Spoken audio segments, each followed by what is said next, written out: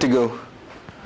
All right, today we have our very own Almog Yalinewich talking about optical transients from explosion close to the solar surface.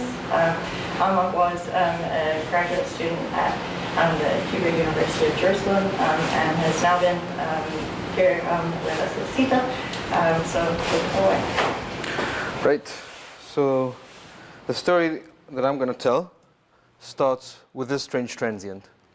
So just for reference, the blue line over here represents a typical supernova, and this yellow line represents this secure password. And the first thing you can see that it's much brighter and much longer. It's about 3 times as long as a regular supernova. So this should raise a few eyebrows at this point already. But this is not the strangest thing about this supernova. This supernova has gone off already in the past. So in 1954, there was another explosion from the very same place that the event in 2014 happened.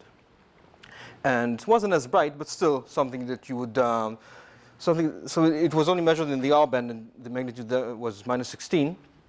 And this corresponds to a luminosity of about 10 to the 41 ergs per second. So this qualifies as a supernova as far as luminosity is concerned. But when it exploded again, it got to the news. So because it exploded again, this thing prompted the news outlets to give it the following title. Yes. So okay, moving on to so what's the deal with this supernova?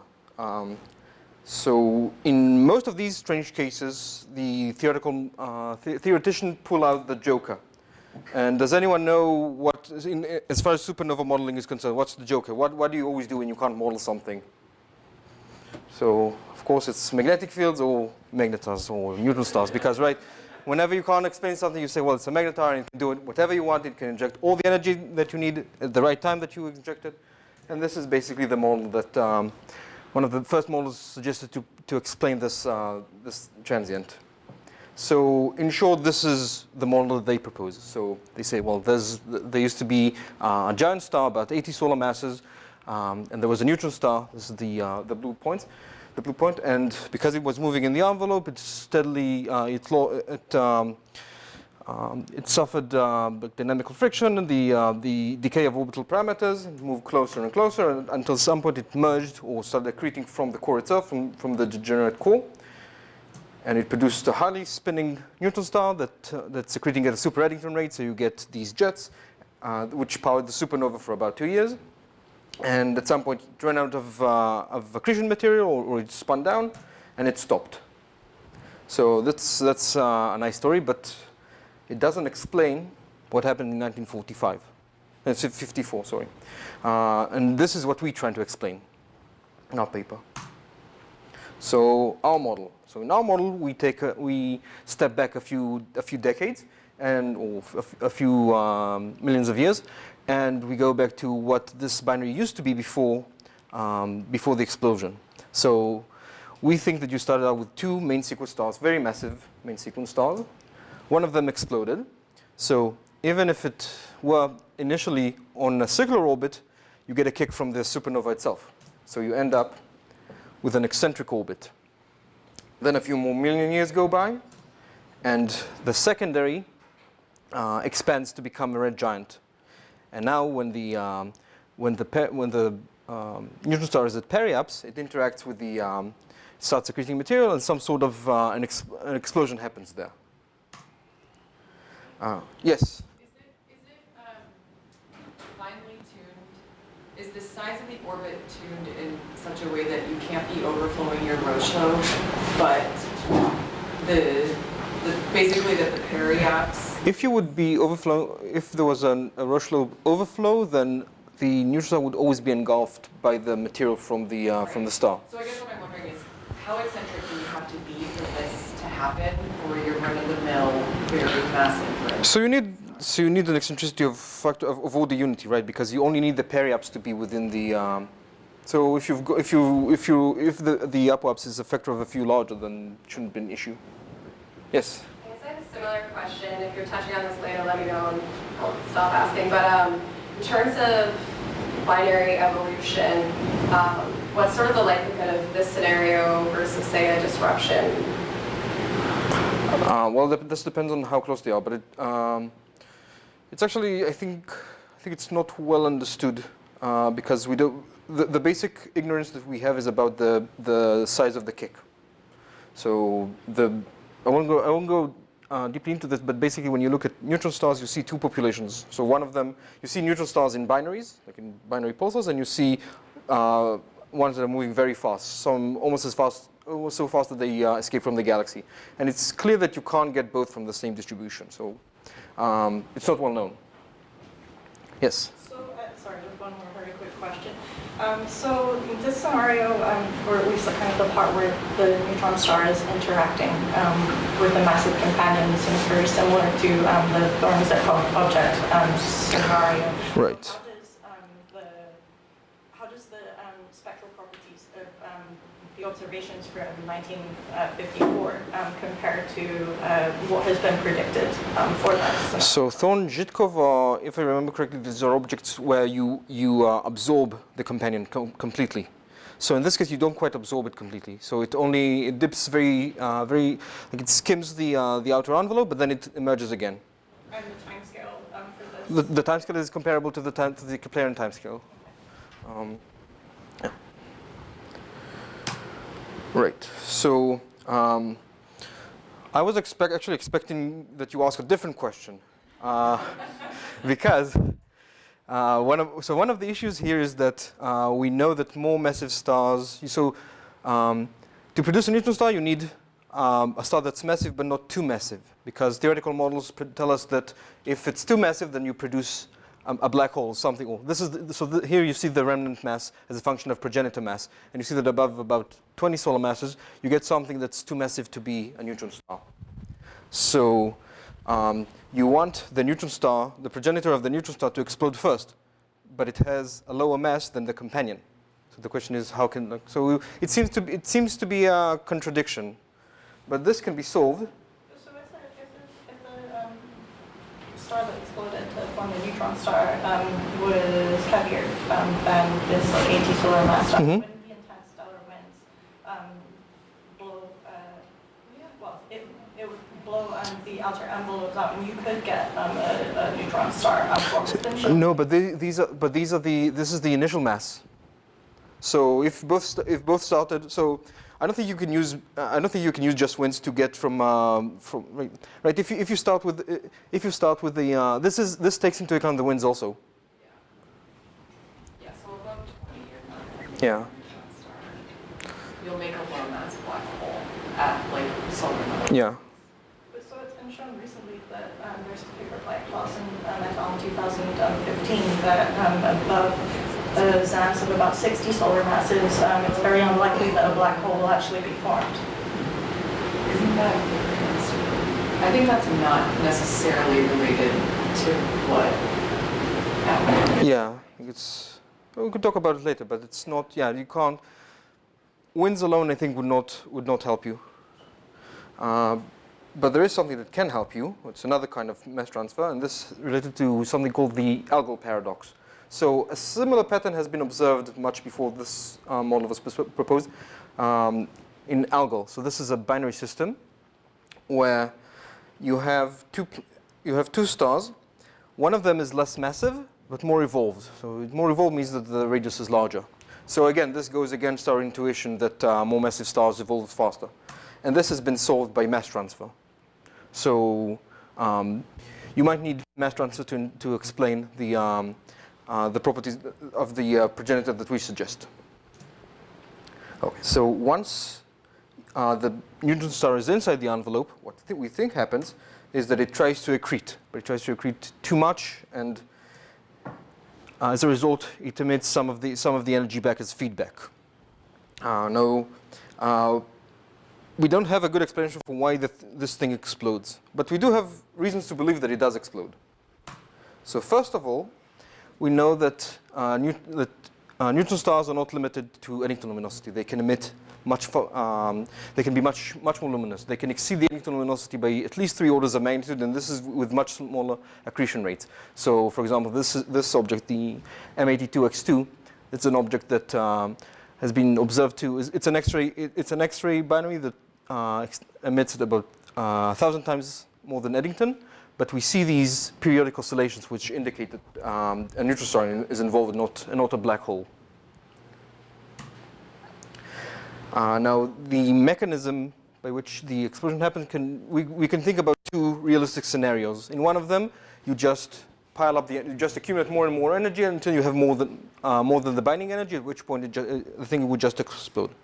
But on the other hand, we also know that neutron stars that accrete at a steady rate also sometimes exhibit these flares. It should be like 200 times more than the quiescent luminosity.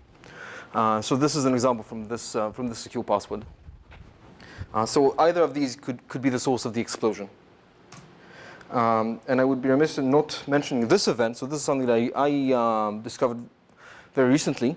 So apparently in 2004, there was an explosion, a flare of this magnetar.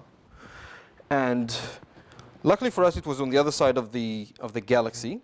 And what you're seeing here, these are radio observations. And you could be like, OK, we measure stuff from space like using radio. But this is in the kilohertz range. This is something you can't measure you can't measure space signals in this range. So what happened here is this is an EMP. So you had radiation, hard radiation coming in from this magnetar, hitting the Earth, releasing secondary particles, which gyrate in the Earth's magnetic field, and this is what gave rise to these things. Now, for comparison, if this event happened at Alpha Centauri, so like 3 parsecs away, it would destroy the Earth's ozone layer. Just to give you a sense of how strong this explosion is. And this is something you get without accretion disk, without anything, and you get 10 to the 48 ergs, just like that, from the neutron star itself. And this is about 10% of the magnetic energy. Okay, so now I bet you all want to see how an explosion close to the surface looks like. So I ran a simulation. So the explosion is the energy is injected somewhere over here,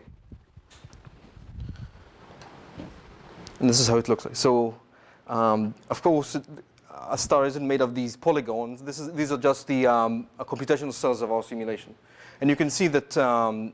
Once it spreads, it spreads on the material in all directions. You can see a zoom in of the same simulation. So here, mentioning this is from the first publicly available movie mesh theory. Yes, well, it's not. It's now you have more publicly available, but this used to be the first, the only one.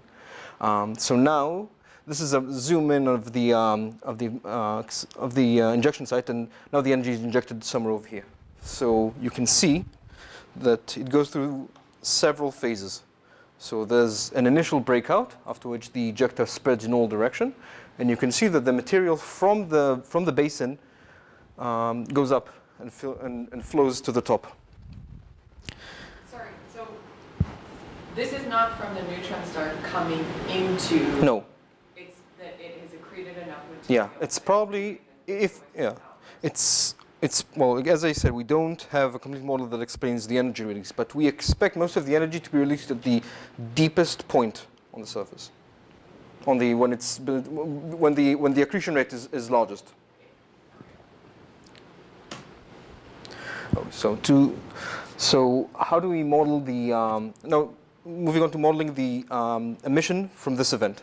So first of all, when stuff happens at the very outer layers of a star, the density is not constant. It's a gradient, and it's some power law as a function of the distance from the surface.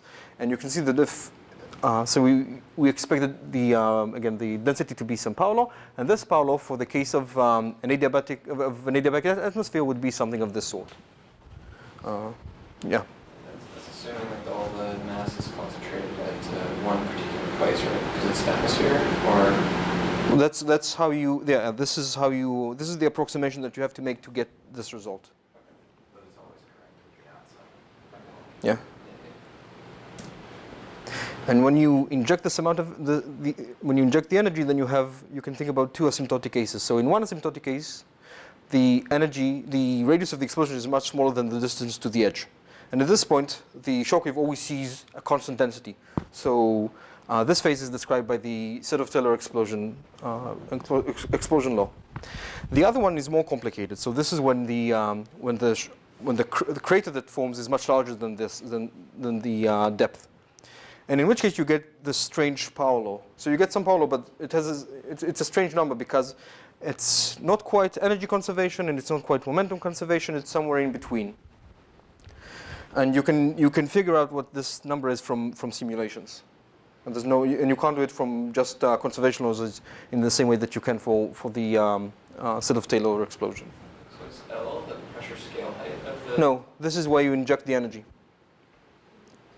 You can inject it in arbitrary points. There's no rule that tells you that you have to inject it in a certain place. Oh, so it's the depth that you... Sorry, I thought it was like the size of your object or something. No, this is the depth at which you inject the energy. And you can think about this conservation law as some sort of fractal. So in the same way that fractals have a dimension that's like, this thing, this Sierpinski triangle, doesn't quite have area and it has an infinite length and zero area. So, and it has some fractal dimension in between. So you can think about this new conservation law as some sort of fractal conservation law. Right, so we run these simulations and we just track how fast the crater grows as a function of time on using two different kinds of models for the atmosphere. And we get these numbers, which are, again, each one of these cases is halfway in between energy and momentum conservation. And we can also, from the same simulation, we can get the profile of the density outside the star. So if you remember, the simulation of the explosion shows material flying all over. So this is the radial. If you just stretch a line and you emanating from the center, and you plot the density along it, this is what you get. And you get that the density also changes according to some power law. And this power law is related to the rate at which the crater grows. So suppose that the crater grows according to some power law. So you can invert this and get a relation between the velocity of the crater, the velocity of the shockwave, and the depth. You can assume that most of these fluid elements, after they're shocked, the velocity doesn't change too much. So it's roughly constant. And outside the crater, it's homologous. So you can use this relation to relate a fluid at a certain position and a certain time to the depth that it came from. And you combine this with the conservation of mass, and you get the density profile. So these are all the ingredients that you need from the hydrodynamic model to get the light curves and the spectra. Now the question is, so this explosion gives a certain amount of energy, it gives us a certain density field in which this radiation propagates. But how does it propagate? So the most important rule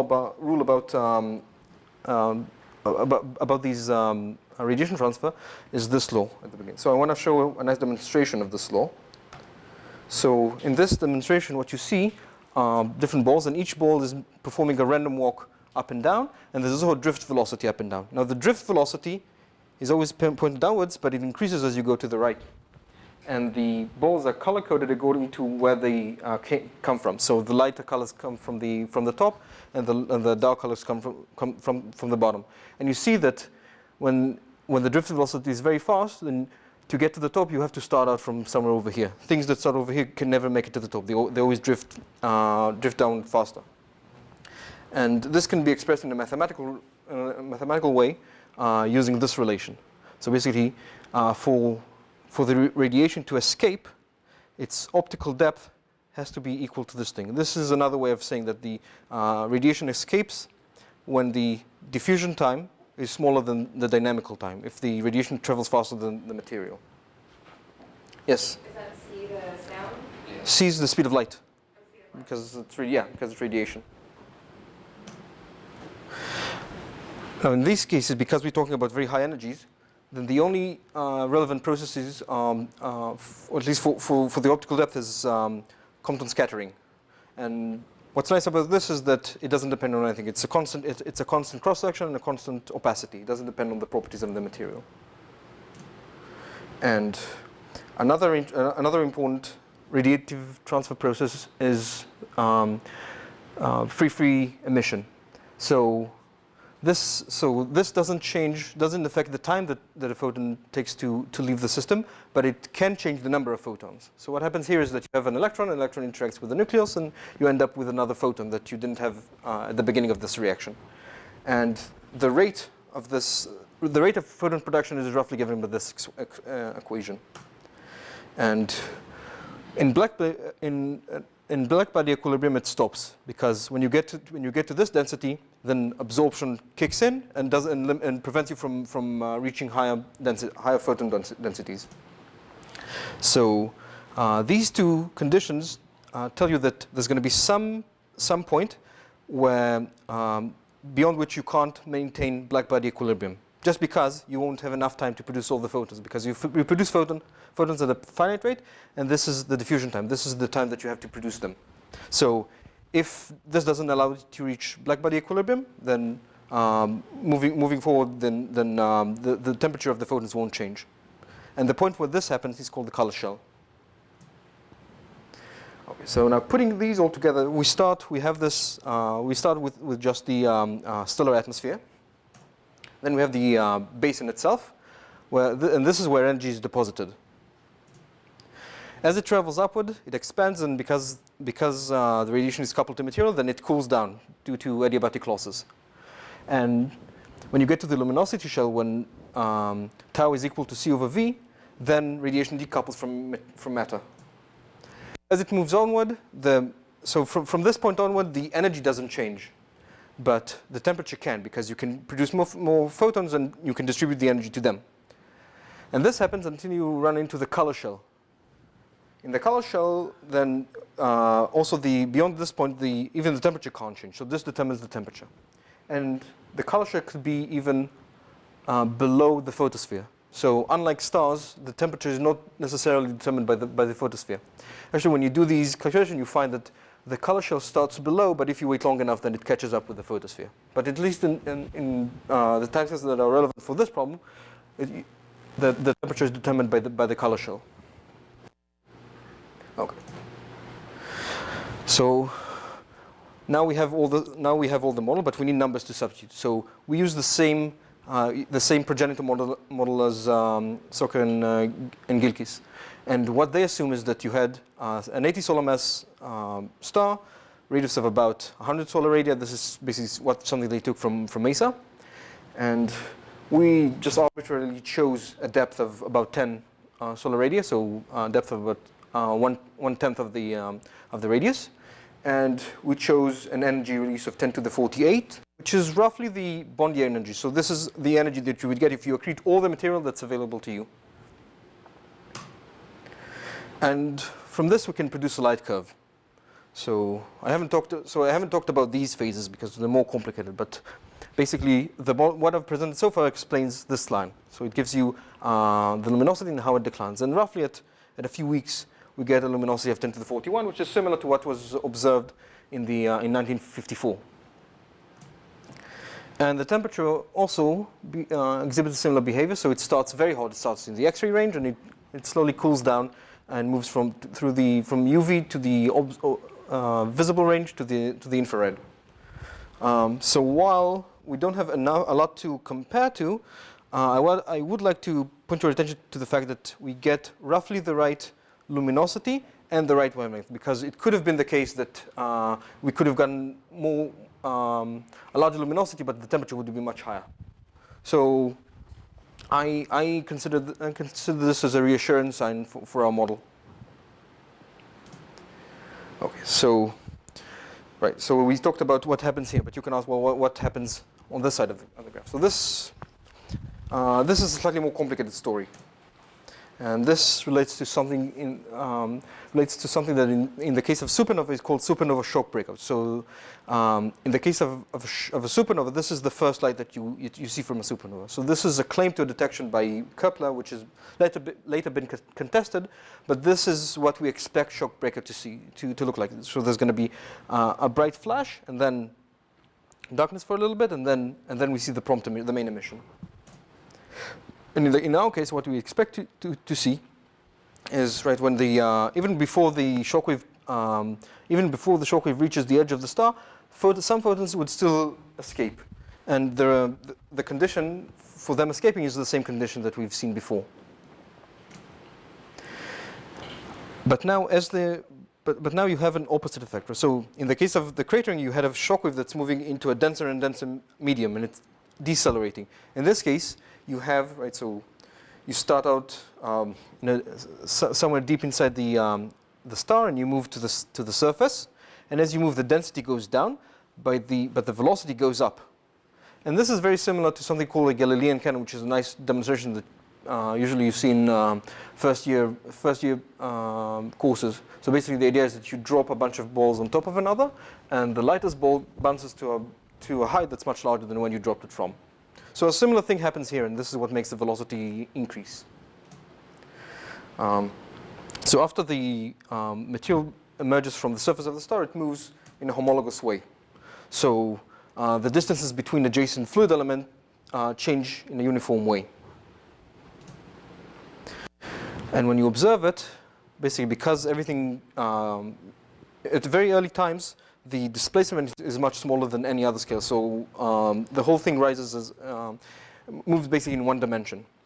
So the distances between fluid elements increase, but the optical depth remains the same, right? Between this surface and the observer, you have the same amount of material, or the photons interact with the same amount of material. So basically, what you're seeing is the same shell all the time. So what you would basically see is this. So here you see some ball heated up until it iridescent, and then it's dropped into a bucket and cools down. So this is basically what you see. We're seeing the same shell cooling down. And because we know how the volume changes, right? Because it moves in just one dimension and the velocity stays the same, then increases linearly, and we can tell what the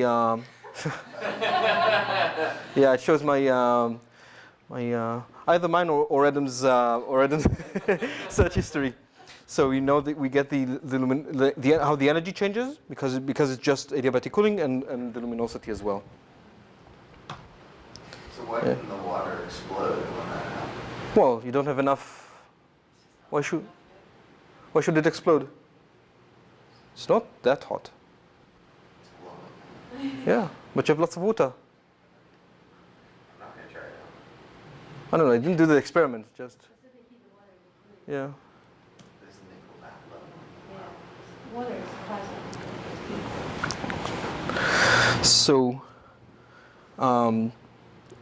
So basically the idea is you look at the same shell, you see it cooling down, but then you can ask, well, where's the energy coming from? Because you told us that once the diffusion time becomes short enough, then all the photons escape. So the solution for that is actually there's a slight correction to this statement. So it's not that the optical depth doesn't change, but it changes in a logarithmic way. And this has been worked out by some other people from my previous research group. And they showed that there's a logarithmic correction. Once you apply this, you get something that's very similar. But so the luminosity doesn't change by so much, but it does explain where you get the extra energy from. So if you wait longer, then you enter the spherical phase. So now the ejecta has reached a radius that's much larger than the initial radius. So now you can ask, well, this is kind of strange, right? Why is this thing moving much faster than the crater? Well, you have to remember that because the density declines, then this part of the shockwave is moving much faster. So the radius of the crater doesn't change by much, but this could expand by orders of magnitude. And here the volume changes as t cubed. And here you start peering into and seeing deeper shells. And at some point, we know that we have to transition from the spherical phase to the crater phase. And this happens when the material initially from the explosion depth moves up and becomes transparent. So here the sequence of event is that, right, the material rises up, as we've seen in the animation, and at some point photons from this layer starts diffusing out. And at this point we move from the spherical phase to the crater phase. So this is what connects all the story together. Now maybe I should mention that there's also, how am I doing on time?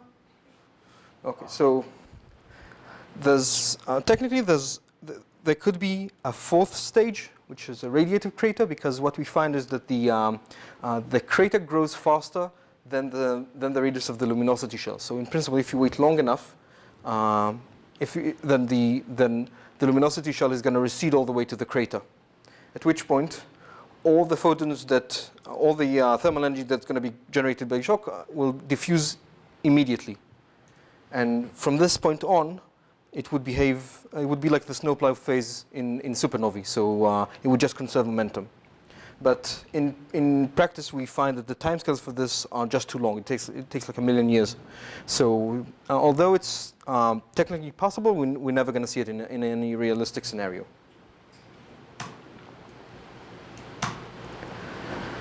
Okay, so in the very early phases, you're probably not going to be in thermal. So we made a simplified assumption. We talked about the crater phase. We said that everything is in thermal equilibrium or blackbody equilibrium, and this is an assumption you can't make for the early phases of the shock. So and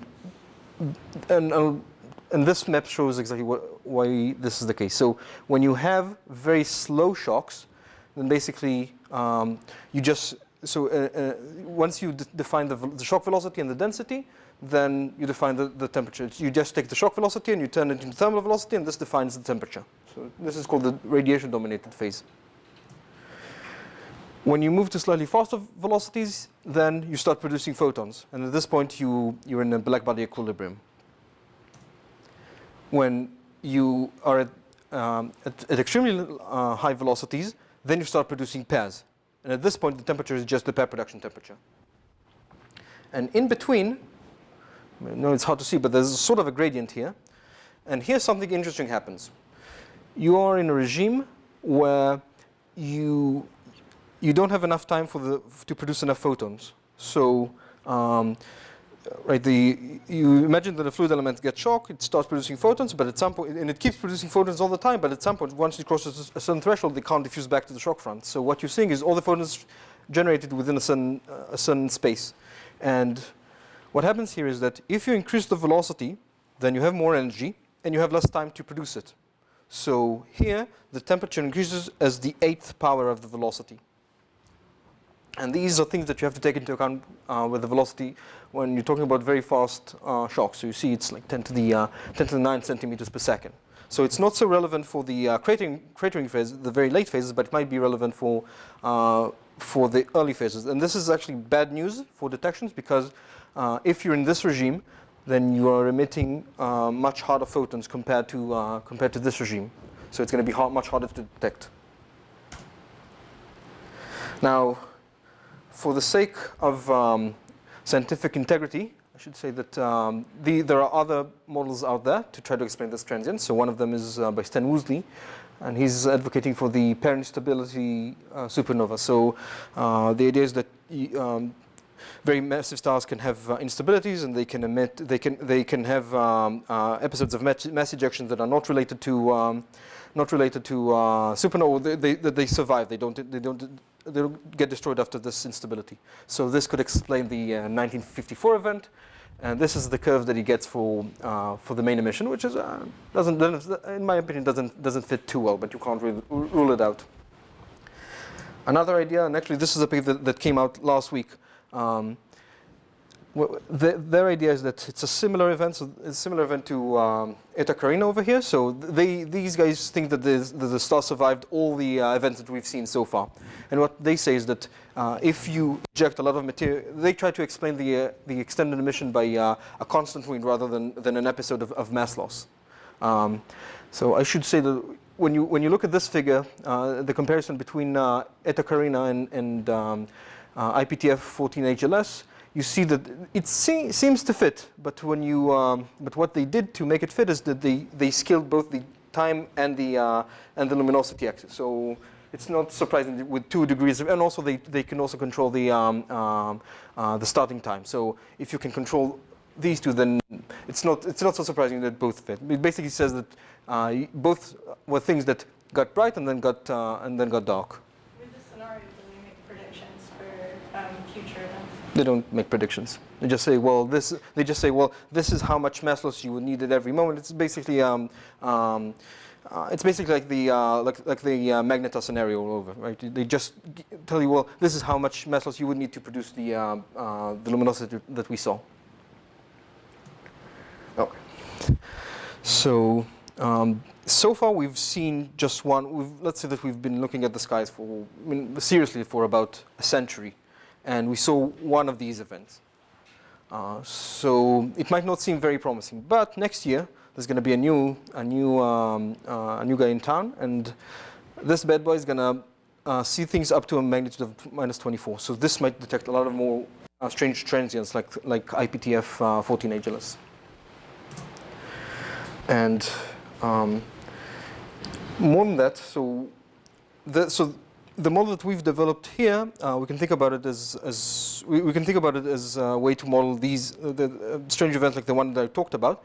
But our ultimate goal is actually to try to understand more common events, so like regular supernova. So if you look at regular supernova, there's also evidence for deviation from spherical symmetry. So for example, one line of evidence is that when you look at supernovae, some of them are polarized. So to create polarization, you have to break spherical symmetry. Another thing that breaks the symmetry is natal kicks of neutron stars. So for example, you see in this supernova, there's like this tiny tendril that looks over here, that goes all the way out here, and when you zoom in, you see a neutron star and a bow shock around it. And another thing that can break the symmetry is rapid spin, and we know that some stars, so for example, BE stars, are known to spin very fast. So BE stars actually spin so fast that they have a decretion disk. So they lose mass, and these cases, you have a deviation from spherical symmetry, but it's a very small deviation. So we can think about the model that I've presented as yeah. Make sure I'm imagining this right. Is this basically like you're spinning pizza dough so fast that it tears up? Yeah. It falls apart. Yeah, exactly. Yeah. Can Saucy also break spherical symmetry? You mean from instability in type 2? Yeah. Well, something has to break symmetry, right? Because we see that the result is not spherical. But yeah. But it's not clear that what you would get would be dipole perturbation, right? It's probably going to be much higher order. But then again, yeah. But then again, I don't know. I saw simulations of a few weeks ago. There was a paper that says that you can have like a spiral shock around these disks. So it's a solid maybe. So we think so. We have a theory that tells us how a supernova explosion look like when you inject all the energy at the center. So they're perfectly spherically symmetric. We have the work that I just presented, which tell you how it's going to look like when you inject all the energy close to the edge. So the next challenge would be, well, sort of interpolate between these two regimes and tell you what it's going to be when the deviation is very small. So what happens when you inject the energy, not at the very center, but slightly off. But this is an idea for future work. And the last thing that I wanted to present is a possible application of the model that I presented to F-bots. So this is one of a class of astrophysical objects where all we know of them is basically summarized in the name. So basically, it's fast, it's blue, and it's transient. So something that looks like a shock breakout, but there's no supernova to follow it. And so it could be very bright. So for example, 18 Cow is one of the poster childs for this. So it's something this has the opposite problem to what I presented in the beginning. So in the beginning, I showed you a transient that was far too long to be regular supernova. So this is much shorter. So you see the rise time here is of the order of about a week.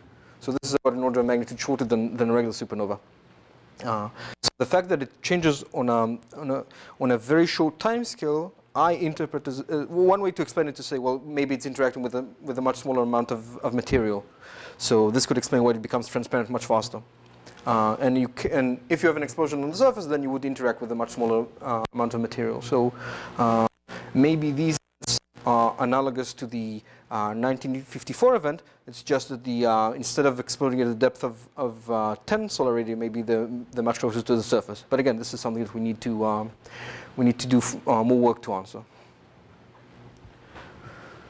And so that's basically it.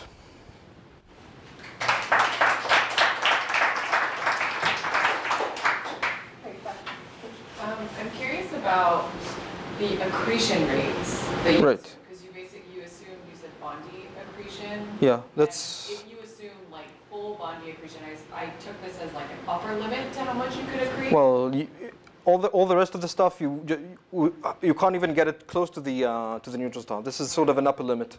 Yeah. So your results though that it matches are sort of like tied to this, and so I'm curious if you have thought about applying this to like accretion in common envelopes, because current models assume very, very little. So when I say accretion, so when I say accretion, I don't mean that all the material ends up on the surface of the neutron star. It doesn't add up to, right, because so all the simulations show that the companion ends up with a very slight increase in mass. So, and again, even the amount of material here, they're talking about 0.1 solar masses, so it won't change the mass by too much. But then again, but I don't have to assume that it accretes, that it ends up on the surface of the neutron star. I just said that this is available for the neutron star to produce energy. But would you expect the same types of outbursts then every time a neutron star goes through a common envelope with its companion? Well, it's a complicated question because some neutron stars exhibit variability flares and some don't. So I'm not even sure that you'd expect it every time it enters the envelope. Well, it could be dependent on the transit time, which would also be dependent on the properties of the orbit. So I guess it could be an argument for more eccentric orbits if there's a kind of a shorter transit time. Yeah, but the answer is that we don't understand these processes well. Like we see them, we know for a fact that they happen, but it's not like we can say, well, it happens because the neutron star is within this range or spins that fast. And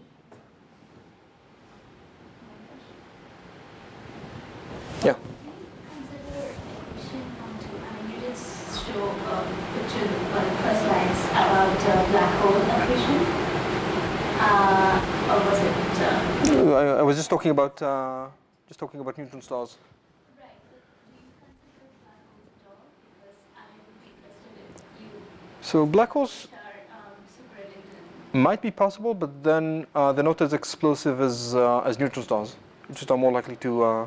And I also I also think that for the model of Sokka and Gilkis, I think they need a neutron star to get the jets working. So this is where I got it from. Yeah, but it might be possible to get the same effect with just black holes. Then you wouldn't have the problem. Yeah, the Algo paradox. Yes. Okay, well, I have a question. So, 64 years, the time difference between these two explosions is 60 years. It's 2014 and 1950. 14, my Yeah. bad, okay. I thought it was The first order it's the same, so it's fine. Sure. But so this is basically like a couple of hours in the, compared with lifetimes of massive Right. stars, right? So you would expect the progenitor in this case to be a very evolved star, pretty dense.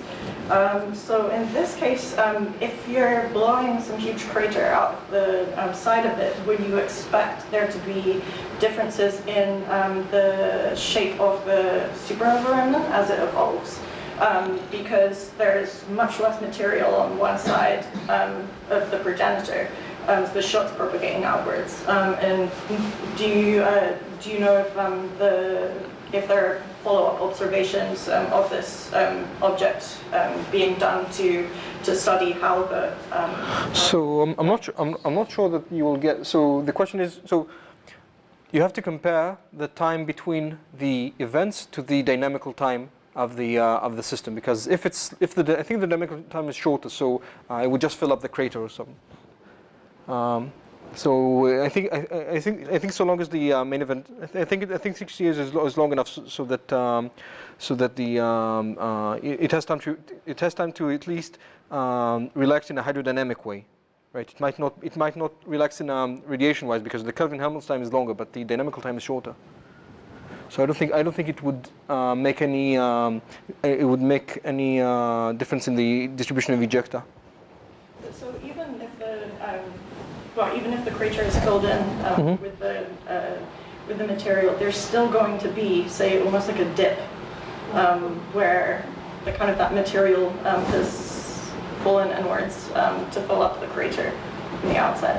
No? No, I don't think so because because it's a fluid, so it's just going to fill up a potential contour. It's just a fluid. It's going to fill it whatever container you put it in. You wouldn't have any subsequent explosion going up to an asymmetric distribution of previous. Maybe it might interact, but then again, we're talking about a very small amount of material that end up being ejected.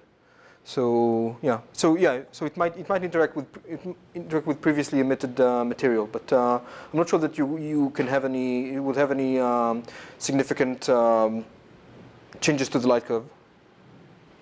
There are quite a few pieces of supernova ejected that are not serious fashion, right?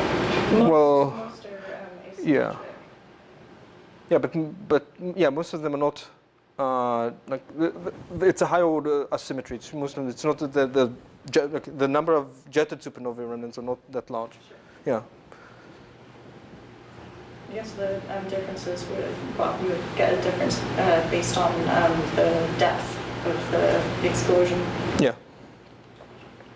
So should this happen again in 60 years, 64 years? I don't know. We'll have to wait. That's like, is that your strongest, like? No, so according to our model, this has already been. This is the progenitor is gone. If we see another signal from the same system, then these guys win. Yeah, these guys win because they claim that it's still around. That progenitor is still around. Right,